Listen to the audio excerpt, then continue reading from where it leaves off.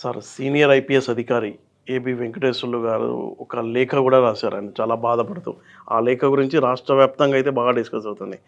అంత కసి ఏంటండి? ప్రభుత్వమే అలా అంత కసిగా వ్యవహరిస్తే ఒక అధికారి పైన. అంటే ఇంతకు రిటైర్మెంట్‌కు ముందు ఆయనకు ఇచ్చే అవకాశం ఉందా? నాకైతే అవకాశం కనపడట్లేదండి. చాలా ఇది తక్కువ రోజులున్నాయి ఇంకా. ఇది 9 ఒక రోజులు. పెద్ద రాజకీయ క్రీడ. హ్మ్. ఈ రాజకీయ క్రీడలో అందరూ పాత్రధారులే. కానీ బలిపశువైంది ఏబి వెంకటేశ్వరరావు గారు. హ్మ్. అది ఎలాగంటే తెలుగుదేశం పార్టీ అధికారంలో ఉన్నప్పుడు చాలా క్రియాశీలకంగా ఉన్నాడు ఈయన ఇంటెలిజెన్స్ చీఫ్‌గా. అవును. అనేక రకాలైనటువంటి ఇవి జరిగినాయి. ఆయన ఆధ్వర్యంలో చాలా కట్టడి చేశాడు లా అండ్ ఆర్డర్‌ని. Very sincere officer. పర్సనల్‌గా నాకు కూడా పరిచయం ఉంది. 3, 4 సందర్భాల్లో నేను మాట్లాడటం జరిగింది. ఎంతసేపటికి సమాజం దానికి ఎట్లా మేలు చేయాలనేటువంటి థాటే ఆయన ఆ తపన. తపన ఉంటుంది ఆయన. 5 ఏళ్ళు ఇప్పుడు పదవికి దూరంగా. అలాంటి వ్యక్తిని హ్మ్. మొట్టమొదట జగన్మోహన్ రెడ్డి గారు ఆయన మీద కక్ష కట్టడానికి ఆయన మాటల్లోని ఏబి వెంకటేశ్వరరావు గారి మాటల్లోని చెప్పాలంటే హ్మ్. కోడికత్తి డ్రామాని ప్లాన్ చేసి ఆ దాడి జరిగిన వెంటనే రాష్ట్రాన్ని మొత్తాన్ని ఒక రకంగా తగలబెట్టాలని వైఎస్ఆర్సీపీ వాళ్ళు ప్లాన్ చేశారు. రేపొద్దున ఒకవేళ జనం చూసిన అవును వాళ్ళ నాయకుడి మీద దాడి జరిగింది కాబట్టి ఆవేశంలో చేశారనేటువంటి ఒక మాటతో కొట్టేస్తారనేటువంటిది హ్మ్. పకడ్బందీగా ప్లాన్ చేశారు వాళ్ళు. చేసినప్పుడు ఈ ఇన్ఫర్మేషన్ ఈయనకు వచ్చింది. హ్మ్. రాగానే అక్కడ ఉన్నటువంటి ఎస్పీలను అందరినీ అలర్ట్ చేసేసి ఒక్క ఇన్సిడెంట్ ఒక్క నిరసన కూడా తెలియజేయకుండా దాన్ని కట్టడి చేశాడు. ఓకే. సో మొట్టమొదటి కక్ష జగన్మోహన్ రెడ్డి గారికి అక్కడ ఏర్పడ్డ దీంతో. సరే తదనంతరం అధికారంలోకి వచ్చారు. అధికారంలోకి వచ్చిన తర్వాత ఒక మంచి స్ట్రాటజీ వేశారు. ఎవరు? జగన్మోహన్ రెడ్డి గారు. హ్మ్. ఇక్కడ ఉన్నటువంటి ఐఏఎస్ ఐపీఎస్ ఆఫీసర్లందరినీ మన చెప్పు చేతల్లో పెట్టుకోవాలంటే ఎవరి మీద ఒకళ్ళ మీద గట్టి వేటు వేయాలి. ఓకే. ఎందుకంటే ఆ భయంతో వీళ్ళందరూ మన చెప్పు చేతల్లో ఉంటారు అనేటువంటి ఉద్దేశంతో దానికి ఈయన్ని సెలెక్ట్ చేసుకున్నాడు. ఎందుకంటే పాత కక్ష ఆల్రెడీ ఉంది కాబట్టి. అవును. ఏమీ లేనటువంటి కేసు, ఏ రకమైనటువంటి ఆధారాలు లేనటువంటి కేసు, ఏవో పరికరాల కొనుగోలు అన్నారు, ఫోన్ ట్యాపింగ్ అన్నారు. మన వ్యవస్థలో ఉందేంటంటే ఆరోపణ రాగానే ముందు సస్పెండ్ చేయొచ్చు, అది నిజమైనా కాకపోయినా ఆ వెసులుబాటు ఉంది. దాన్ని 2 సంవత్సరాల వరకు ఎంక్వైరీ పేరుతో సాగదీయొచ్చు.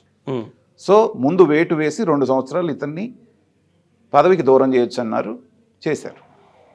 చేసిన తర్వాత ఆ దెబ్బతోటి ఇంత ధైర్యస్తుడైన ఆఫీసర్ పరిస్థితి ఇలా ఉంది కాబట్టి మన పరిస్థితి ఏంటని మిగతా ఐఏఎస్లు ఐపీఎస్లు అందరూ కూడా ఆయనకి సరెండర్ అయిపోయారు. చేయమని ప్రతి వెధవ పని కనీసం వెనక ముందు ఆడకుండా, కనీసం ఇది తప్పని చెప్పేటువంటి ధైర్యం కూడా లేకుండా, వెన్నుముక లేకుండా తయారయ్యారు ఐఏఎస్ ఐపీఎస్లు. దానికి ఇతన్ని స్కేప్ గోట్ కింద వాడుకున్నారు. 2 సంవత్సరాలు అయిన తర్వాత మళ్ళీ సుప్రీంకోర్టు మీరు అసలు ఈ ఛార్జెస్ ఫ్రేమ్ చేయలేదు, ఎంక్వైరీ చేయలేదు, ఏంటయ్యా ఇది పెట్టుకోండి అంటే మళ్ళీ పెట్టుకున్నారు. అవును. పెట్టుకున్న వెంటనే 2 రోజులకో 3 రోజులకో పనికిరాని పోస్ట్ ఒకటి ఇచ్చినట్టు ఇచ్చి మళ్ళీ ఏదో ప్రెస్ మీట్ పెట్టి మాట్లాడాడు కాబట్టి ఇది రూల్స్కి విరుద్ధం అని మళ్ళీ సస్పెండ్ చేశారు. చేసి వాళ్ళకి దగ్గర 4.5 సంవత్సరాలు అవుతాం. అవును. వాళ్ళకి అక్కడ ట్రిబ్యునల్లో కూడా ఆయనకి ఫేవరబుల్గా ఇచ్చి కూడా 15 రోజుల పైన అయింది. అవును. ఇవాల్టి వరకు జరగలేదు. దీనికి ప్రధానంగా మోకాలట్టున్నది ఎవరనేటువంటిది అందరికీ తెలిసిన విషయమే. అవును. చీఫ్ సెక్రటరీ ఎవరైతే ఉన్నారో జవహర్ రెడ్డి అనేటువంటి అతను పక్కా జగన్మోహన్ రెడ్డి గారి మనిషి, జగన్మోహన్ రెడ్డి గారి సామాజిక వర్గం, జగన్మోహన్ రెడ్డి గారి ప్రాంతవాసి. అతను ఉన్నప్పుడు అసలు ఎలా ఇస్తారు? ఇప్పుడు ప్రభుత్వం మారినప్పుడు ఈయన పరిస్థితి కూడా అదే అవుతుంది కదా. ఆయన ఎడ్జ్ ఆఫ్ రిటైర్మెంట్లో ఉన్నాడు కదా, ఇంకో నెలలో ఆయన రిటైర్ అయ్యి వెళ్ళిపోతాడు. ఏమవుతుంది? కాబట్టి జగన్మోహన్ రెడ్డి గారు సీఎస్ కూడా అలాంటి అనుభవం రావచ్చు కదా ప్రభుత్వం మారితే. ప్రభుత్వం మారిన తర్వాత రిటైర్ అయిపోతున్నాడు కదా ఆయన. ఓకే. ఆయన పదవిలో ఉంటే సాధింపబడతాడు. ఓకే. పదవిలో లేడు కదా. ఇప్పుడు ఏబి వెంకటేశ్వరరావు గారు కూడా ఎడ్జ్ ఆఫ్ రిటైర్మెంట్లో ఉంటే ఏం చేసేవాళ్ళు? ఆయనకి 5 సంవత్సరాలు సర్వీస్ ఉండటం మూలం చేయగలిగారు. సో కేంద్ర ప్రభుత్వం ప్లే అనేది కూడా ఇక్కడ ఖచ్చితంగా ఉంది. దాన్నే తప్పుపడతాను నేను. ఓకే. ఎందుకంటే నీ ట్రిబ్యునల్ ఇచ్చినటువంటి ఆర్డర్ని ఒక చీఫ్ సెక్రటరీ అక్కడ ఇంప్లిమెంట్ చేయకపోతే మీరేం చేస్తున్నారు? అవును. చంద్రబాబు నాయుడు గారు ఏం చేస్తున్నారు? ఒక రకంగా చంద్రబాబు నాయుడు గారికి డైరెక్ట్గానో ఇండైరెక్ట్గానో సపోర్ట్ చేయటం వలన సపోర్ట్ చేశారని అంటున్నారు. కానీ ఏబి వెంకటేశ్వరరావు జమానాలో ఎక్కువ ఇబ్బంది పడ్డ తెలుగుదేశం వాళ్ళే. అవును. వాళ్ళు తప్పు చేస్తే వాళ్ళని కూడా లోపలేసేవాడు ఆయన. అలాంటి వ్యక్తి మీ వ్యక్తిని లేబుల్ పడ్డ తర్వాత ఇంత ఇబ్బంది పడుతూ ఉంటే చంద్రబాబు నాయుడు గారు ఉన్న ఇన్ఫ్లుయెన్స్ ఉపయోగించాల్సిన పని ఆయనకు కూడా లేదా? మరి అక్కడ ఉన్నటువంటి సెంట్రల్ గవర్నమెంట్లో ఉన్నటువంటి వాళ్ళు ఒక ఐఏఎస్ ఆఫీసర్కి ఒక IPS officer senior most DGP rank అతనికి జరుగుతూ ఉంటే ఫైట్ చేయాల్సిన బాధ్యత వీళ్ళ మీద లేదా? కానీ పౌర సమాజం వాళ్ళు మేల్కొంది. ఒక సంతకాల సేకరణ ఉద్యమం జరుగుతోంది ఆన్లైన్లో. దగ్గర దగ్గర 20,000 మంది ఉద్యోగాలు వీళ్ళు సంతకాలు చేశారు. కానీ ఇదంతా అరణ్య రోగతంలాగా వినిపిస్తోంది. ఎందుకంటే అక్కడ ఉన్నటువంటి పైన ఉన్నటువంటి వాళ్ళు తలుచుకుందే ఏమీ జరగదు. జరగనప్పుడు అతనికి జరుగుతున్న అన్యాయాన్ని చేతగాని మనుషుల్లాగా అందరం చూస్తూ కూర్చున్నాం.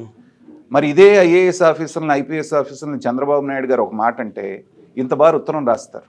అవును, మా మనోభావాలు దెబ్బతిన్నాయి, మమ్మల్ని ఇట్లా అన్నారు అట్లా అన్నారు. మరి సాటి సిన్సియర్ ఆఫీసర్ 5 సంవత్సరాల నుంచి అన్ని ఇబ్బందులు పడుతూ ఉంటే ఏం చేయగలిగారు మీరు? ఎందుకు అలా మూసుకొని ఉన్నారు? అంటే అక్కడ అసోసియేషన్ మీ యూనిటీ రాదా అంటే ఏంటంటే భయం, మనం ఎక్కడ పోతామని అంట. ఓకే, అయితే ఆయన 5 సంవత్సరాలు పీక్ స్టేజ్లో ఉన్నటువంటి సర్వీస్ను పోగొట్టుకున్నాడే కానీ ఇప్పుడు ఇది చంద్రబాబు నాయుడు గారికి కూడా శీల పరీక్ష. రేపొద్దున ఈయన రిటైర్ అయిపోయిన తర్వాత అయినా సరే తనకి అడ్వైజర్గా తెచ్చిపెట్టుకోవాల్సినటువంటి బాధ్యత చంద్రబాబు నాయుడు గారి మీద ఉంది. అసలు అది ఏమీ అడ్మినిస్ట్రేషన్తో కానీ గవర్నమెంట్తో కానీ పోలీస్తో కానీ సంబంధం లేనటువంటి సజ్జల రామకృష్ణారెడ్డిని తెచ్చిపెట్టుకొని ప్రధాన సలహాదారు పదవి ఇచ్చి సకల శాఖ మంత్రిని చేశాడు జగన్మోహన్ రెడ్డి. అవును. సో అతని జరిగిన నష్టాన్ని నివారించాలి అంటే సజ్జల రామకృష్ణారెడ్డి ఏ పొజిషన్లో అయితే ఉన్నాడో చంద్రబాబు నాయుడు గారు ఈ ఏబి వెంకటేశ్వరరావు గారిని తీసుకెళ్ళి ఆ పొజిషన్లో పెడితేనే కానీ ఆయనకి జరిగినటువంటి నష్ట నివారణ మనకి కళ్ళ ముందు కనపడదు. అవును, 5 సంవత్సరాలు పీక్లో అంటే లాస్ట్ స్టేజ్లోనే వాళ్ళకి అన్ని రకాలైనటువంటి గౌరవాలు దక్కుతాయి. అది డీజీ స్థాయి వ్యక్తి. అవును, అదంతా కోల్పోయాడు అతను. అవును. కాబట్టి ఒక ప్రభుత్వం చేసినటువంటి ఒక దాష్టీకాన్ని ఒక అన్యాయాన్ని సరిదిద్దాల్సినటువంటి బాధ్యత నెక్స్ట్ వచ్చేటువంటి ప్రభుత్వం మీద ఉంటుంది. ఓకే, అతనికి ఉన్నటువంటి రెప్యుటేషన్ కానివ్వండి, అతనికి ఉన్నటువంటి సమర్థత దృష్ట్యా అతన్ని గనక తీసుకొచ్చి ప్రధాన సలహాదారుగా గనక పెట్టుకుంటే, నేను చెప్తున్నాను గుర్తుపెట్టుకోండి, మీ మీడియా ముఖంగా సగం మంది నేరస్తులు, సగం మంది ఇది వైసీపీలో ఉన్నటువంటి నాయకులు రాష్ట్రం వదిలిపెట్టి దేశం వదిలిపెట్టి పారిపోతారు. ఓకే, ఎందుకంటే వాళ్ళు చేసినటువంటి వెధవ పనులన్నీ చిట్టా ఆయన దగ్గర ఉంది. ఓకే, ఎవడెవడేంటి, ఎవడెవడి వ్యవహారం ఏంటి, ఎవడెవడి బ్యాక్గ్రౌండ్ ఏంటి, ఇంటెలిజెన్స్ చీఫ్గా చేశాడు కాబట్టి మొత్తం ఇన్ఫర్మేషన్ ఉంది. అవును, ఎక్కడ స్విచ్ చేస్తే ఎక్కడ లైట్ వెలుగుతుంది అనేటువంటిది అతనికి బాగా తెలుసు. అవును, ఎక్కడ కట్టడి చేస్తే ఎక్కడ కట్టడి అవుతుంది అనేటువంటిది బాగా తెలుసు. రాష్ట్రం యొక్క శ్రేయస్సు దృష్ట్యా అలాంటి ఆఫీసర్ని సర్వీస్ అయిపోయిన తర్వాత కూడా, ఎందుకంటే మన రాజ్యాంగంలో మనకు ఒక వెసులుబాటు ఉంది. అవును, అడ్వైజర్లో ఎంతమందినైనా పెట్టుకోవచ్చు. ఇప్పుడు 45 నుంచి 50 మంది పనికిమాలిన అడ్వైజర్లు ఆంధ్ర రాష్ట్రంలో ఉన్నారు. ఒక్కడు ఏ అడ్వైజ్ ఇచ్చాడో తెలియదు, ఏం చేశాడో తెలియదు. అవును, కోట్లాది రూపాయలు మాత్రం ప్రజాధనం తింటున్నారు.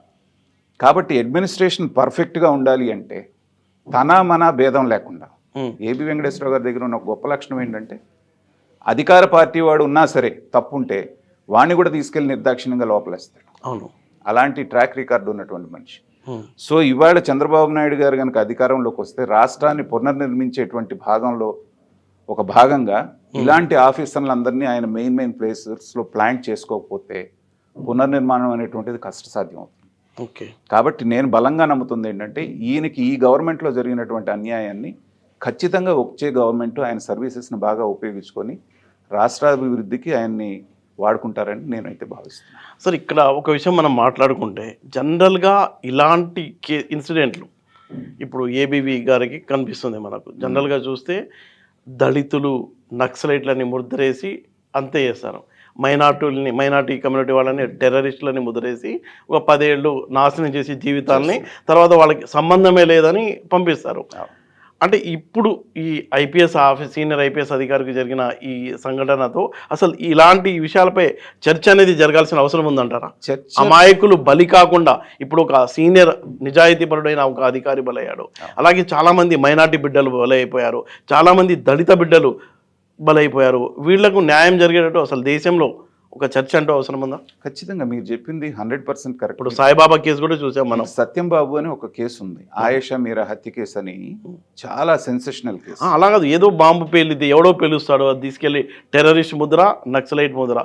సాయిబాబా ఇన్సిడెంట్ కూడా చూసాం. సాయిబాబా అది కాకుండా జనానికి బాగా తెలిసినటువంటి ఇన్సిడెంట్ చెప్పాలంటే ఆయేషా మీరా అని విజయవాడ దగ్గర హత్య చేసినారు. అవును, ఓ పెద్ద రాజకీయ నాయకుడు మనవడు చేశాడు అనేటువంటిది విజయవాడలో ఉన్న అందరికీ తెలుసు. అవును, సత్యం బాబు అనే ఒకరిని తీసుకెళ్లి లోపలేసి దగ్గర దగ్గర 12 నుంచి 15 సంవత్సరాలు లోపల పెట్టారు అతను. అవును. తీరా బయటికి వదిలేసి నిర్దోషి అని బయటకు వదిలేసి, నిర్దోషం. మరి వాడి యవ్వనంలో ఉన్నటువంటి వాడి 12-13 సంవత్సరాల జీవితాన్ని మీరు తీసుకొని దానికి ఏం కంపెన్సేట్ చేస్తున్నారు? అవును, వాళ్ళ ఫ్యామిలీ అంతా నాశనం అయిపోవడమే కదా. ఏదో డబ్బుల రూపాయన ఏదో ఇవ్వమన్నారు అనుకోండి. కానీ ఇప్పుడు ఇలాంటి వ్యక్తి, నిజాయితీగా ఉన్న వ్యక్తి, కనీసం మీరు ఛార్జీ అతని మీద ఫ్రేమ్ చేయలేనటువంటి పరిస్థితుల్లో ఇవాళ ఆయన పీక్ స్టేజ్లో ఉన్నటువంటి 5 సంవత్సరాలు పోగు. అంటే మన అమాయకుడికి శిక్ష పడవద్దు అని చట్టం చెప్తుంది అంటారు, కానీ ఇవి అయితే ప్రాక్టికల్గా ఇవి కనిపిస్తుంది. చట్టం అనేది ఉన్నవాడికి, అధికారంలో ఉన్నవాడికి, పలుకుబడి ఉన్నవాడికి చుట్టం అనేటువంటిది ఆ రోజు నుంచి ఈ రోజు వరకు ప్రూవ్ అవుతా ఉంది. దాన్ని మనం అవన్నీ కూడా ఉన్నటువంటి స్లోగన్స్ అన్ని పుస్తకాల్లో ఉంటాయి కానీ ప్రాక్టికల్గా జరగవు. అంటే దీన్ని బట్టి రాజ్యం అనేది ఏమనుకుంటే అదే అధికారి అయినా వాడు ఎవడైనా, దళితుడైనా, మైనార్టీ అయినా, అమాయకుడైనా బొగ్గైపోవాల్సిందే. లోక్సత్తా జయప్రకాష్ నారాయణ గారు తరచుగా ఒక సామెత చెప్తుంటారు, బడితున్న వాడిదే బర్రె అని చెప్పేసి. సో ఈ వ్యవస్థ అలా తయారైంది. అధికారం ఎవరి దగ్గర ఉంటే వాడు ఏం చేసినా చెల్లుబాటు అయిపోతుంది. దీనిపై చర్చ అయితే జరగాలి సార్, చర్చ పెద్ద ఎత్తున జరగాలి. ఎప్పుడో బ్రిటిషర్స్ కాలం నాటి ఉన్నటువంటి చట్టాలని ఇవాళకి కూడా మనం అనుసరిస్తున్నాం. అది ఖచ్చితంగా పూర్తిగా సమీక్ష జరగాలి. మొన్నటి వరకు సివిల్ పబ్లిక్ మీద పడింది, ఇప్పుడు అది ఆ దరిద్రం అధికారులకు కూడా చుట్టుకుంది, రేపు నేతలు కూడా చుట్టుకుంది. ఐపీఎస్ ఆఫీసర్ పరిస్థితి అది ఉంటే ఒక సాధారణ పౌరుణ్ణి వాళ్ళు ఏం చేయాలనుకుంటే 5 నిమిషాలు ఏమైనా చేయగలుగుతారు. కాబట్టి ఇక్కడ అధికారులు కూడా మేల్కొని కొంచెం నిజాయితీగా ఉంటే బాగుంటుందేమో. అధికారులలో నిజాయితీ గల అధికారులు తగ్గిపోయారు. అవును. ఐపీఎస్ ఐఏఎస్లు వచ్చిన వాళ్ళు ఏంటంటే ఫస్ట్ చాలా ఉత్సాహంగా ఏదో చేద్దామని వస్తారు. వచ్చిన తర్వాత ఈ రాజకీయ నాయకులు అటుకొట్టి ఇటుకొట్టి వీళ్ళు చేసే పరిస్థితులు చూసినాక ఈ దేశాన్ని మార్చడం మన వల్ల కాదు కాబట్టి శుభ్రంగా 10 తరాలకు సంపాదించుకుందాం అని చెప్పేసి అక్కడ నుంచి సంపాదనలో పడతాడు. ఇటు సంపాదనలో పడ్డ తర్వాత అధికారంలో ఎవడుంటే వీడి బొక్కలన్నీ వాళ్ళకి తెలుస్తాయి కాబట్టి వాళ్ళు ఏం చేయమంటే ఏదో పని చేయమంటే వీళ్ళు ఆ పని చేయాలి. సో వ్యవస్థ అంతా కూడా మనకు తెలియకుండానే ఒక విషస్ సర్కిల్లోకి వెళ్ళిపోయింది. కాబట్టి మీరు అన్నట్టు దీని మీద పెద్ద ఎత్తున చర్చ జరగాలి. పౌర సమాజం అనేటువంటిది మేల్కొనాలి. ఈ సమీక్షించిన తర్వాత సంస్కరణలు తీసుకురాకపోతే మాత్రం సమాజం చాలా పెనుప్రమాదం. బలి అయ్యేది కేవలం పౌరులే కాదు, అధికారులకు కూడా తప్పదని ఈ ఇన్సిడెంట్ ఇది ఒక ఎగ్జాంపుల్. Thank you.